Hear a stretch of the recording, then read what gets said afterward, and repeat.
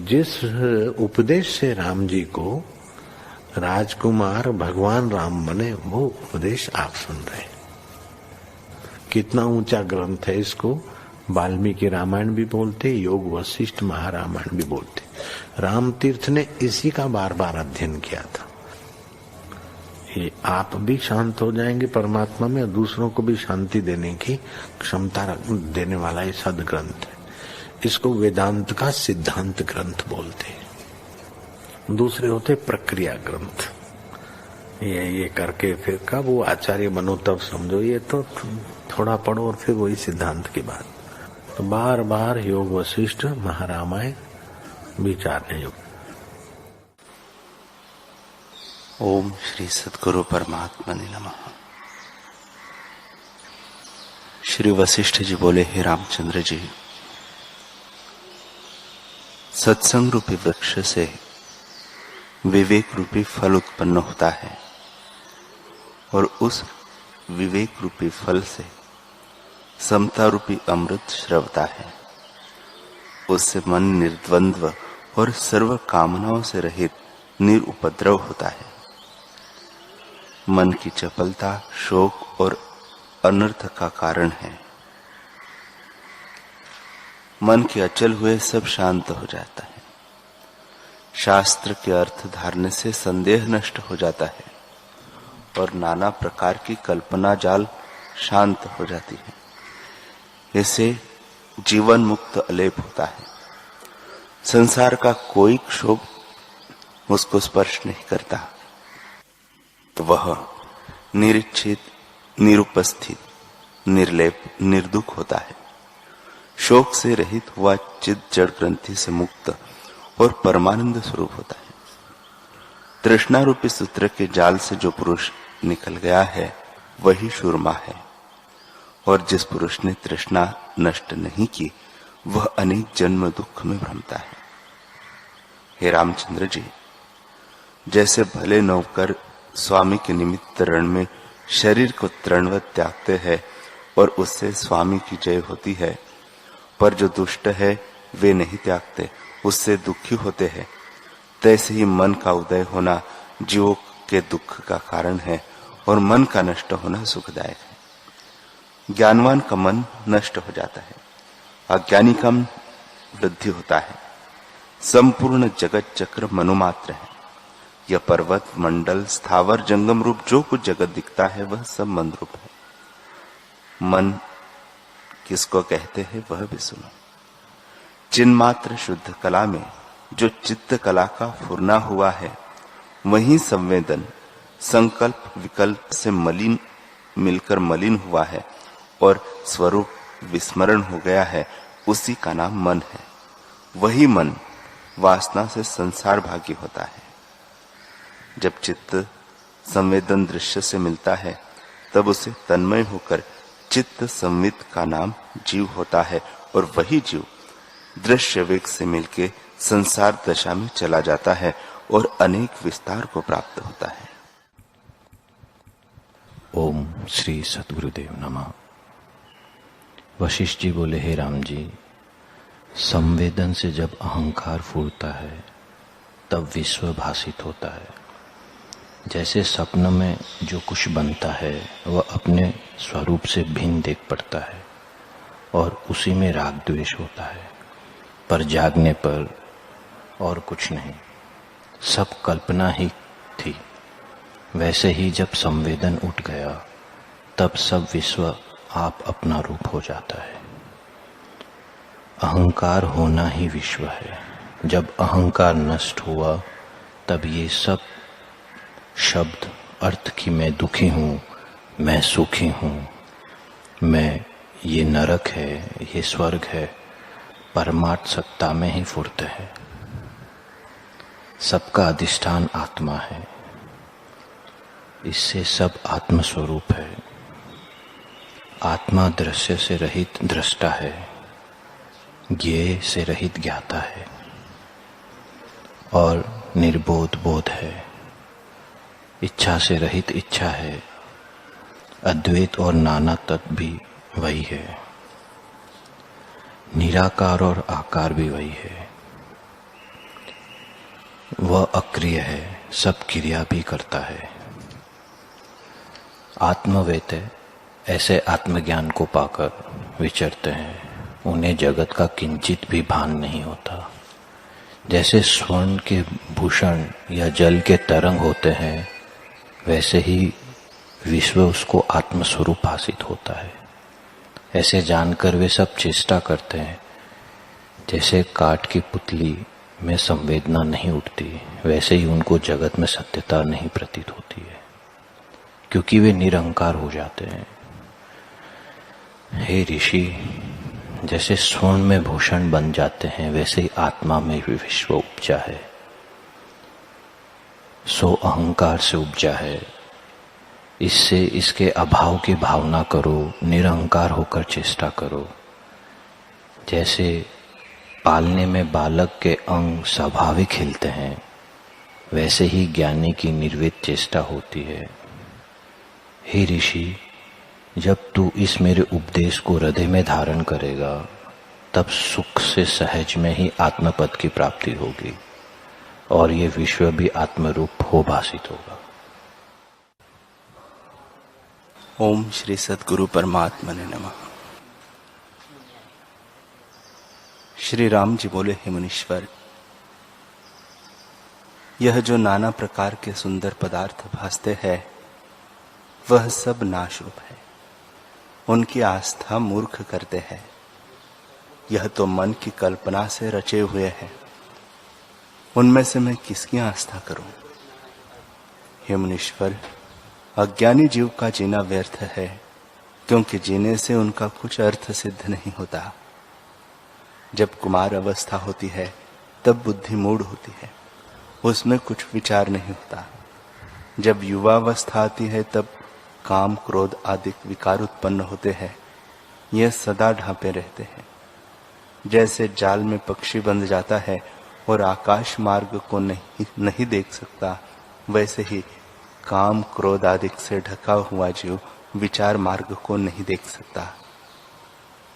जब वृद्ध अवस्था आती है, तब शरीर जर्जरीभूत और महादीन हो जाता है और जीव शरीर को त्याग देता है। जैसे कमल के ऊपर बर्फ पड़ती है, तब उसको भंवरा त्याग देता है, वैसे ही शरीर रूपी कमल को जब जरा का स्पर्श होता है, तब जीव रूपी भंवरा त्याग देता है। हे मुनीश्वर, यह शरीर तब तक सुंदर है जब तक वृद्धावस्था नहीं प्राप्त होती। जैसे चंद्रमा का प्रकाश जब तक राहु दैत्य ने आवरण नहीं किया, तब तक रहता है। जब राहु दैत्य आवरण करता है, तब प्रकाश नहीं रहता। वैसे ही जरावस्था के आने से युवा अवस्था की सुंदरता जाती रहती है। हे मुनीश्वर, जरा के आने से शरीर क्रश हो जाता है। जैसे वर्षा काल में नदी बढ़ जाती है, वैसे ही जरा अवस्था से तृष्णा बढ़ती जाती है, और जिस पदार्थ की तृष्णा करता है, वह पदार्थ भी दुख रूप है। इसलिए तृष्णा करके आप ही दुख पाता है। हे मुनिवर, तृष्णा रूपी समुद्र में चित्त रूपी बेड़ा पड़ा है और राग द्वेष रूपी मच्छों से कभी ऊर्ध्व को जाता है और कभी नीचे को, स्थिर कदाचित नहीं होता। हे मुनिवर, काम रूपी वृक्ष में तृष्णा रूपी लता और विषय रूपी फूल है। जब जीव रूपी भंवरा उसके ऊपर बैठता है, तब विषय रूपी बेली से मृतक हो जाता है। जिस संसार की इच्छा जीव करता है, वह नाश रूप है। जैसे तरंगों के समूह के रण रूपी समुद्र को तर जाने वाले को भी मैं शूर नहीं मानता हूँ, परंतु जो इंद्रिय रूपी समुद्र में मनोवृत्ति रूपी तरंग उठते हैं, उस समुद्र के तर जाने वाले को मैं शूर मानता हूँ। हरि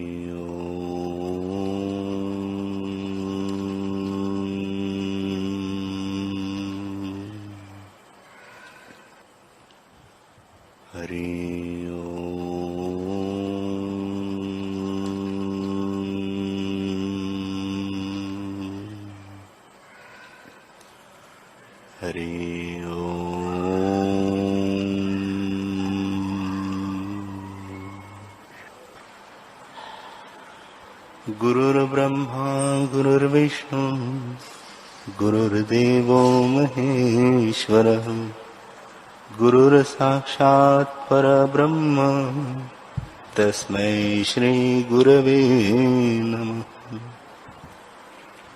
श्री योग वशिष्ठ महारामायण निर्वाण प्रकरण सर्ग 254। राम जी ने पूछा, है भगवान, वह मित्र कौन है? ज्ञानी का कोई कर्म मित्र है अथवा आत्मा में विश्राम का नाम मित्र है? यह आप संक्षेप से कहिए। श्री वशिष्ठ जी बोले, हे रामचंद्र जी, निष्काम कर्म ही वह अपना मित्र है, अर्थात अपना ही प्रयत्न अपना मित्र है। आध्यात्मिक, आधिदैविक और आधिभौतिक ये तीनों ताप सदा अज्ञानी को जलाते हैं, परंतु ज्ञानी को नहीं, जो बड़ा कष्ट और बहुत कोप भी उसको स्पर्श नहीं करता। जैसे कमल को जल नहीं स्पर्श करता, वैसे ही ज्ञानी को कष्ट नहीं स्पर्श करता, क्योंकि वह मित्र उसके साथ रहता है।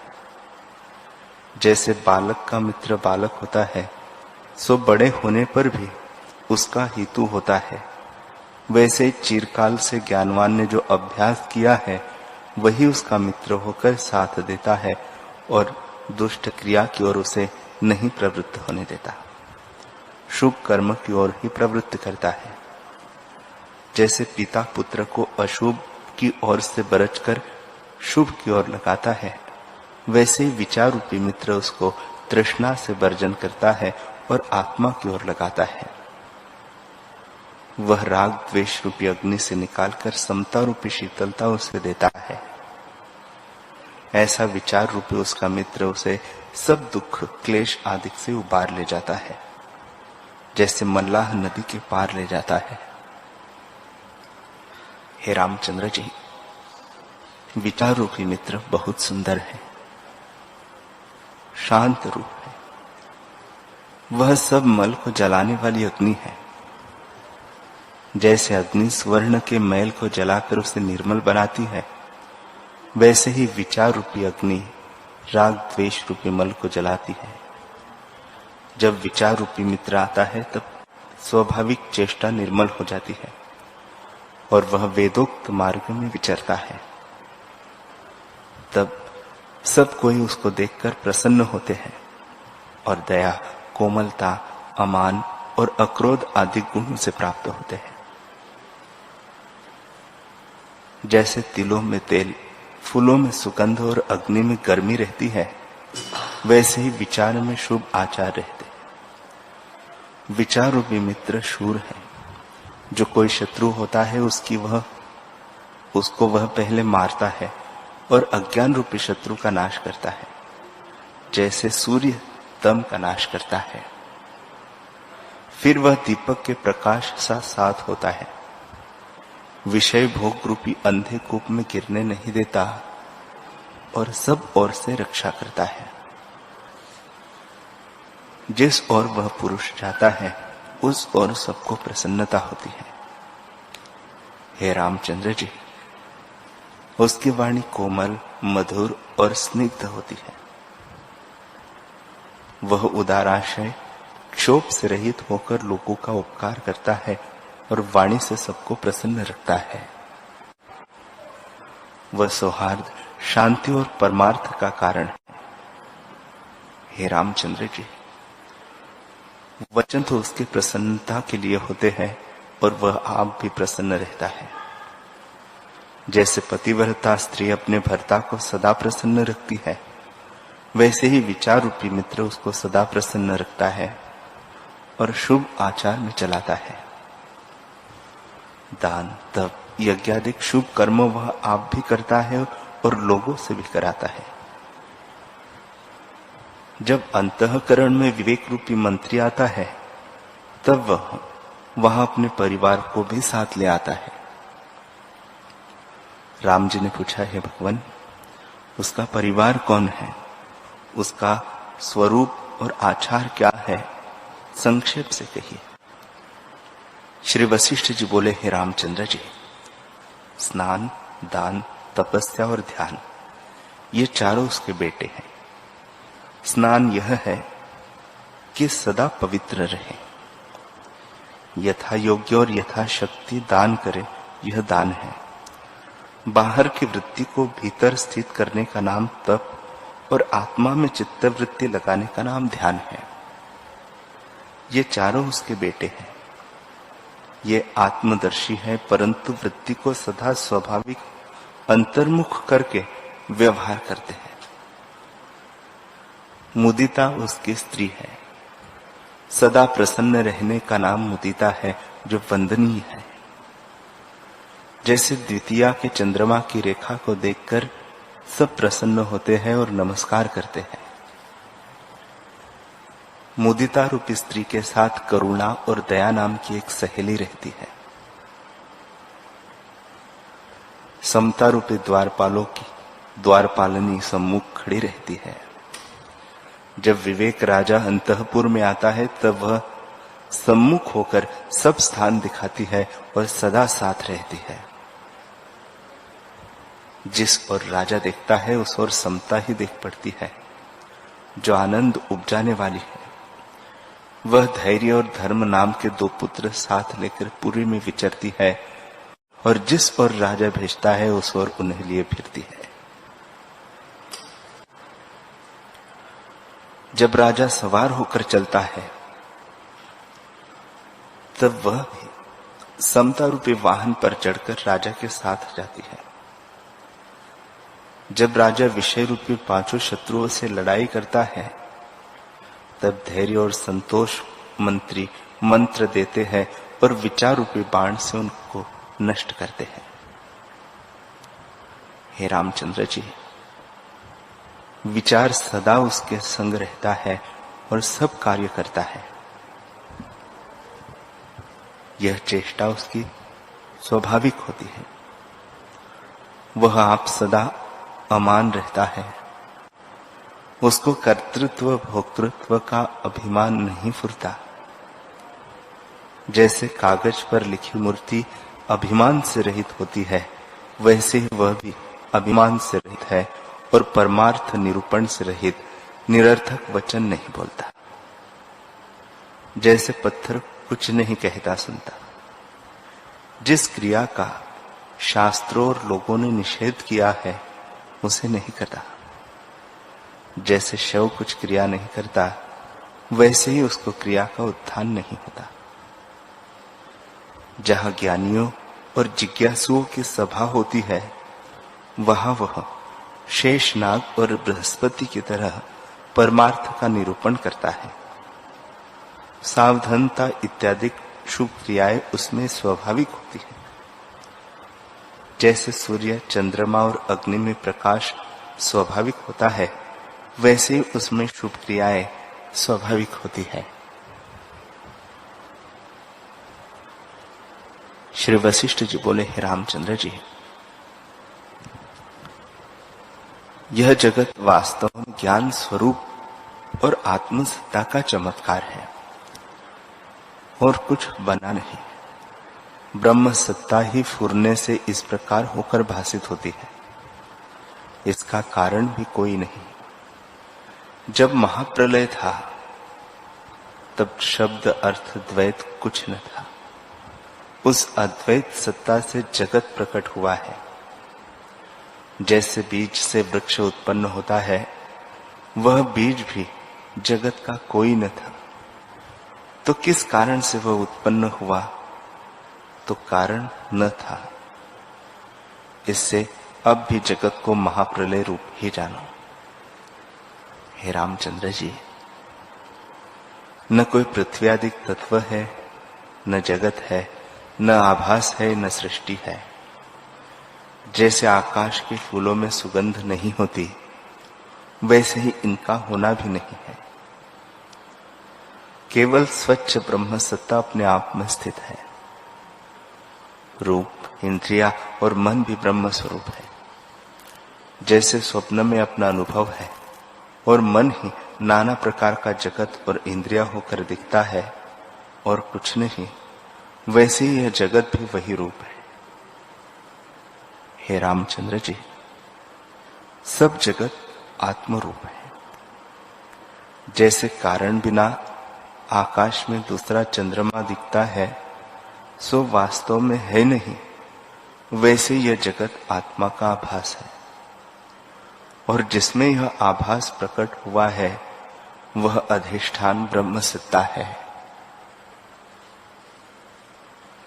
ये सब पदार्थ जो तुमको दिखते हैं उन्हें ब्रह्म स्वरूप जानो। जैसे मनोराज्य की सृष्टि अपने अनुभव में होती है और उसका स्वरूप अनुभव से भिन्न नहीं होता, वैसे ही सृष्टि के आदि में जो अनुभव होता है वह अनुभव रूप है और कुछ उपजा नहीं। वही अनुभव सत्ता इस प्रकार होकर भाषित होती है। हे रामचंद्र जी, देश से देशांतर को जो संवित प्राप्त होती है उसमें जो अनुभव है वही तुम्हारा स्वरूप है और सब आभास मात्र है।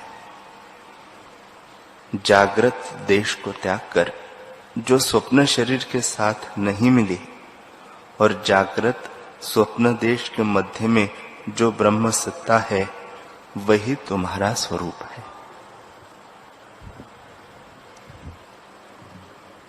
वह आकाश रूप और अपने आप में स्थित है।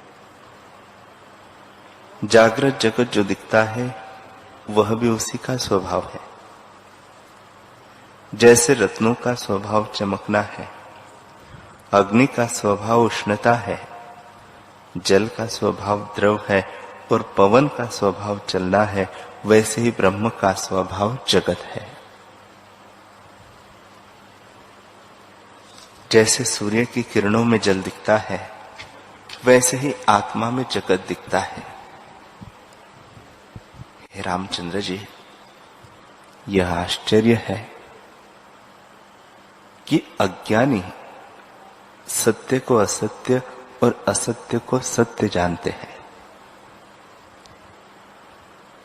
जो अनुभव सत्ता है उसको छिपाते हैं और खरगोश के सींग सरीखे जगत को प्रत्यक्ष जानते हैं। वे मूर्ख हैं। सबका प्रकाशक आत्म सत्ता है। जिसको तुम सूर्य देखते हो वही परम देव सूर्य होकर दिखता है। चंद्रमा और अग्नि उसी के प्रकाश से प्रकाशित होते हैं। निदान सबका प्रकाश और तेज सत्ता वही है। जैसे सूर्य की किरणों में सूक्ष्म अणु होते हैं वैसे ही आत्म सत्ता में सूर्य अधिक दिखते हैं। जिनको साकार और निराकार कहते हो वह सब खरगोश के सींग से है। ज्ञानवान को ऐसे ही दिखता है कि जगत कुछ उपजा नहीं, तो मैं क्या कहूं। जहां सब शब्दों का अभाव हो जाता है और उसके पीछे चिन्मात्र सत्ता शेष रहती है, वह शून्य का भी अभाव हो जाता है। हे रामचंद्र जी, जिनको तुम जीता कहते हो उनमें जीता भी कोई नहीं, और जो जीता नहीं तो मरा कैसे हो। जो कहिए जीता है तो जैसे जीता है वैसे ही मृतक है। मृतक और जीते में कुछ भेद नहीं, इसलिए सब शब्दों से रहित और सबका अधिष्ठान वही सत्ता है। उसमें नानात्व दिखता भी है परंतु हुआ कुछ नहीं। पर्वत जो स्थूल दिखाते हैं वे अणुमात्र भी नहीं। जैसे स्वप्न में पृथ्वी आदि तत्व दिखते हैं परंतु कुछ हुए नहीं, केवल आत्मसत्ता अपने आप में स्थित है और उसी में जगत दिखता है। हे रामचंद्र जी, जो परमार्थ सत्ता से जगत प्रकट हुआ वह तो और कुछ न हुआ, इसलिए वही सत्ता जगत रूप होकर भासित होती है। कोई कहते हैं कि आत्मा में है, कोई कहते हैं कि आत्मा में कुछ नहीं है, पर आत्मा में दोनों शब्दों का अभाव है, बल्कि अभाव का भी अभाव है। यह तुम्हारे जानने के लिए कहा हूं। वह तो स्वस्थ और परम शांत रूप है, उसमें और तुम में कुछ भेद नहीं। वह परिपूर्ण, अच्युत, अनंत और अद्वैत है। वही जगत रूप होकर दिखता है। जैसे कोई पुरुष शयन करता है तो सुषुप्ति में अद्वैत रूप हो जाता है, फिर सुषुप्ति से स्वप्न फुराता है और फिर सुषुप्ति में वह लीन हो जाता है। तो उपजा क्या और लीन क्या हुआ? स्वप्न के आदि में भी अद्वैत सत्ता थी, अंत में भी वही रही, मध्य में जो कुछ दिखा वह भी वही रूप हुआ। आत्मा से भिन्न तो कुछ न हुआ। इसलिए सब जगत ब्रह्म स्वरूप है, ब्रह्म से भिन्न कुछ नहीं। हे रामचंद्र जी, मुझको तो सदा अनुभव रूप जगत दिखता है। मैं नहीं जानता कि अज्ञानी को क्या दिखता है। जैसे स्वप्न की सृष्टि से जो जागा है उसको अद्वैत अपना रूप दिखता है, वैसे ही तुर्यावस्था में दिखता है।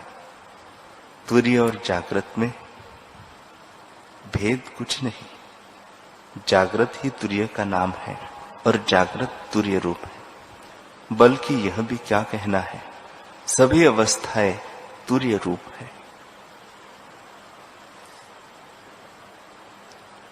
तुर्य जागृत सत्ता का नाम है। जो अनुभव की साक्षी ज्योति है वह जागृत में भी साक्षी रूप है, स्वप्न में भी साक्षी रूप है और सुषुप्ति में भी साक्षी रूप है। इसलिए सब तुर्य रूप है। परंतु जिसको स्वरूप का अनुभव हुआ है उस ज्ञानवान को ऐसे ही दिखता है और अज्ञानी को भिन्न भिन्न अवस्थाएं दिखती है। हे रामचंद्र जी, एक पदार्थ का वृत्ति ने त्याग किया पर वह दूसरे पदार्थ में नहीं लगी। वह जो मध्य में अनुभव ज्योति है उसको तुम आत्म सत्ता जानो और उसमें जो फिर कुछ भासित हुआ उसे भी वही रूप जानो। जैसे जागृत को त्याग कर स्वप्न अधिक साक्षी अनुभव मात्र होता है और उस सत्ता में स्वप्न का शरीर पदार्थ भासित होते हैं, वे भी आत्मरूप है। वैसे ही जो कुछ जागृत शरीर और पदार्थ दिखते हैं वे आत्मरूप है। जब तुम ऐसे जानोगे तब तुमको कोई दुख स्पर्श न करेगा। जैसे स्वप्न की सृष्टि में अपने स्वरूप की स्मृति आने से दुख भी सुख होता है और बोलना, चालना, खाना पीना, देना लेना अधिक शब्द और अर्थ और द्वैत रूप युद्ध कर्म सब अद्वैत अपने आप ही हो जाते हैं। और जीव व्यवहार भी सब करता है परंतु उसके अपने निश्चय में कुछ नहीं फुरता। वैसे ही जो पुरुष अपने स्वरूप में जागे हैं उनको सब जगत आत्मरूप ही दिखता है। जैसे अग्नि में उष्णता और बर्फ में शीतलता स्वाभाविक है, वैसे ही ज्ञानवान की आत्मदृष्टि भी स्वाभाविक है। और लोगों को यह दृष्टि यत्न से प्राप्त होती है पर ज्ञानवान को स्वाभाविक होती है। जिसको तुम इच्छा कहते हो वह ज्ञानवान के सब भ्रम रूप है और अनिच्छा भी ब्रह्मरूप भासित होती है। ज्ञानवान को आत्मानंद प्राप्त हुआ है, वह अपने स्वभाव में सदा स्थित है। इससे उसको कोई कल्पना नहीं उठती और वह विद्यमान निरावरण दृष्टि लेकर स्थित होता है।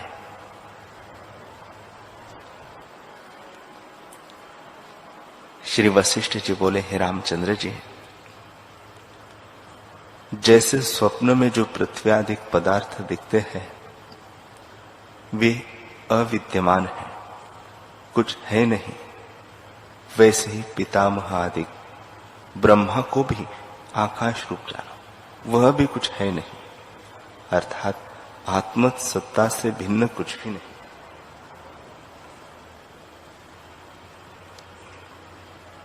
जैसे समुद्र में तरंग और बुलबुलें स्वाभाविक है और तरंग शब्द कहना भी उनको नहीं बनता, वे तो जल रूप है, वैसे ही जिनको तुम ब्रह्मा जी कहते हो वह और कोई नहीं, आत्म सत्ता ही इस प्रकार होकर भासित होती है। ब्रह्मा जी ही विराट है। जैसे पत्ते, फूल, फल और टास वृक्ष के अंग है, वैसे ही सब भूत उस विराट के अंग है। जब विराट है, ब्रह्मा ही आकाश रूप है, तब उसके अंग जगत को, तब उनके अंग जगत की वार्ता क्या कही है। हे रामचंद्र जी, विराट के न प्राण है, न आकार है, न इंद्रिया है, न मन है, न बुद्धि है और न ही इच्छा है। केवल अद्वैत चिन्मात्र सत्ता अपने आप में स्थित है। जब विराट ही नहीं तब जगत कैसे हो? जो तुम कहो कि आकाश रूप के अंग कैसे दिखते हैं, तो हे रामचंद्र जी, जैसे स्वप्न में बड़े पहाड़ प्रत्यक्ष दिखते हैं परंतु कुछ बने नहीं, आकाश रूप है, वैसे ही आदि विराट भी कुछ बना नहीं, आकाश रूप है, तब उसके अंग मैं आकाश रूप कैसे कहूं? सब आकार संकल्प पूर्वकिनाई कल्पित है। एक आत्मसत्ता ही सर्वदा ज्यों की त्यों स्थित है, उसमें स्मृति और अनुभव क्या कही है? अनुभव और स्मृति भी उसी का आभास है। जैसे समुद्र में तरंग आभास होते हैं, वैसे ही आत्मा में अनुभव और स्मृति भी आभास है। स्मृति भी उसकी होती है जिसका प्रथम अनुभव होता है, सो अनुभव भी जगत में होता है, पर जहां जगत ही न उपजा तो अनुभव और स्मृति उसको कैसे हो? इसलिए न अनुभव है और न स्मृति है। इस कल्पना को त्याग दो। जहां पृथ्वी होती है वहां धूल भी होती है, पर जहां पृथ्वी से रहित आकाश ही हो वहां धूल कैसे उड़े? इसी प्रकार जहां पदार्थ होते हैं वहां स्मृति और अनुभव भी होता है, और जहां पदार्थ ही नहीं तो स्मृति और अनुभव कैसे हो? इससे दोनों का अभाव है। राम जी ने पूछा, हे ज्ञानवानों में श्रेष्ठ, स्मृति का अनुभव तो प्रत्यक्ष होता है, प्रथम पदार्थ का अनुभव होता है, पीछे उसकी स्मृति होती है और उस स्मृति संस्कार से फिर अनुभव होता है। तब ऐसे ही ब्रह्मादिक का क्यों नहीं होता? ये तो प्रत्यक्ष भासित होते हैं, तुम कैसे इनका अभाव कहते हो? और अभाव में विशेषता क्या है? वशिष्ठ जी बोले, हे रामचंद्र जी, स्मृति से अनुभव वहां होता है जहां कार्य कारण भाव होता है। ब्रह्मा से लेकर काष्ठ पर्यंत सब जगत जो तुमको दिखता है वह सब आकाश रूप है, कुछ बना नहीं और अविद्यमान ही भ्रम से विद्यमान प्रतीत होता है। जैसे सूर्य की किरणों में जल का अभाव विद्यमान है पर भ्रम से जल दिखता है, वैसे यह जगत भ्रम से भासित होता है स्मृति उसकी होती है जिसका पदार्थ का अनुभव होता है। जो कहिए कि भ्रमादिक स्मृति संस्कार से उपजी है, तो यह ठीक नहीं, क्योंकि प्रथम तो ज्ञानवान स्मृति से नहीं होती, तब उनका स्मृति कारण कैसे कहिए। और दूसरे यह कि इस जगत के आदि में कोई जगत न था जिसकी स्मृति मानी है। इस जगत के आदि में केवल अद्वितीय आत्मसत्ता थी, उसमें स्मृति क्या और अनुभव क्या। इसलिए ब्रह्मादिक और जगत किसी कारण कार्य भाव से नहीं उपजे, अकारण ही है। हे रामचंद्र जी, प्रथम तो तुम यह देखो कि ज्ञानी को जगत नहीं भासित होता, तब स्मृति किसको कहिए। उसको तो केवल ब्रह्म सत्ता ही भासित होती है। जैसे सूर्य को रात्रि की स्मृति नहीं होती, वैसे ही ज्ञानी को जगत की स्मृति नहीं होती।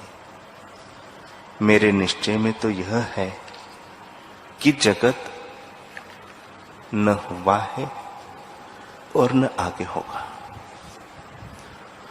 केवल ब्रह्म सत्ता अपने आप में स्थित है, वह अद्वैत है और उसी का सब आभास है।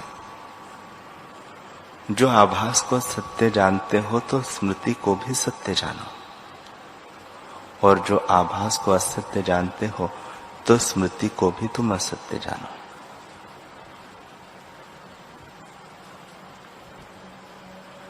जैसे स्वप्न में सृष्टि का अभाव होता है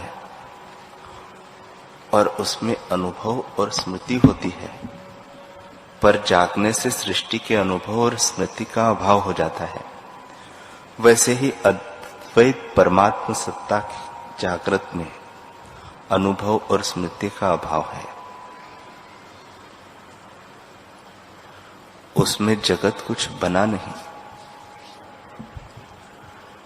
जैसे कोई पुरुष मरुस्थल में भ्रम से नदी देखता है और उसे सत्य जानकर उसकी स्मृति करता है, पर वह नदी तो कुछ नहीं है।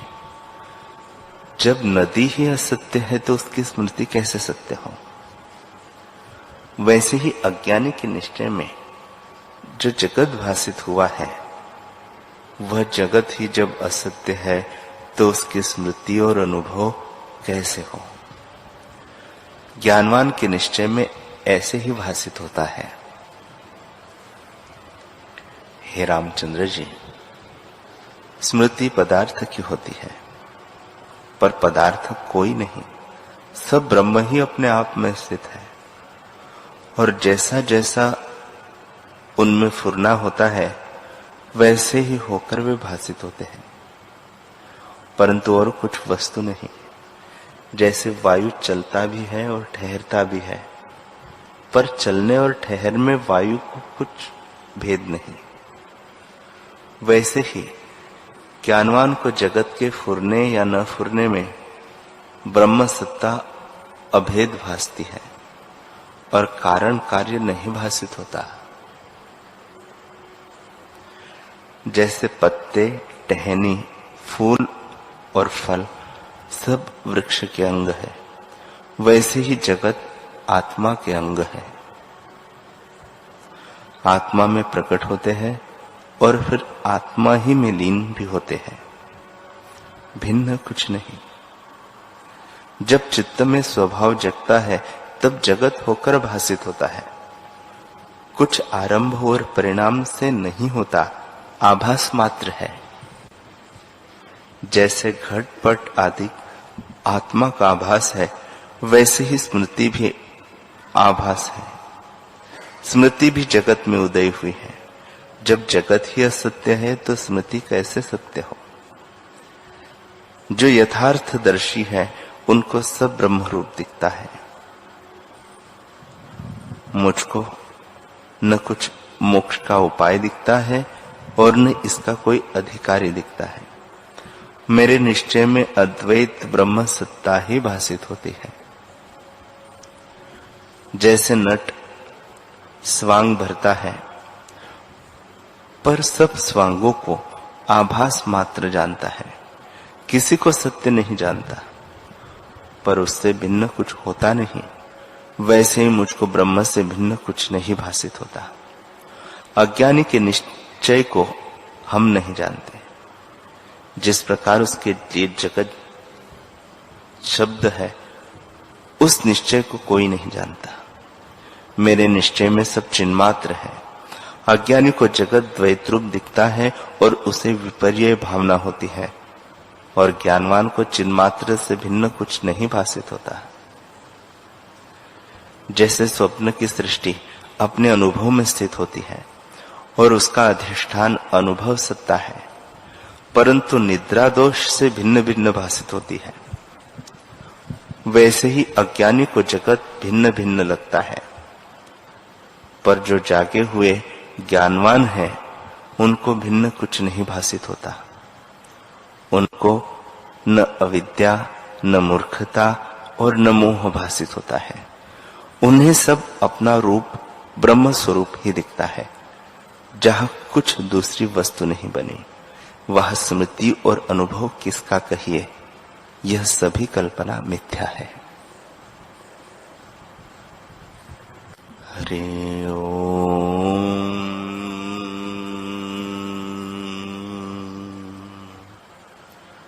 हरि ओम।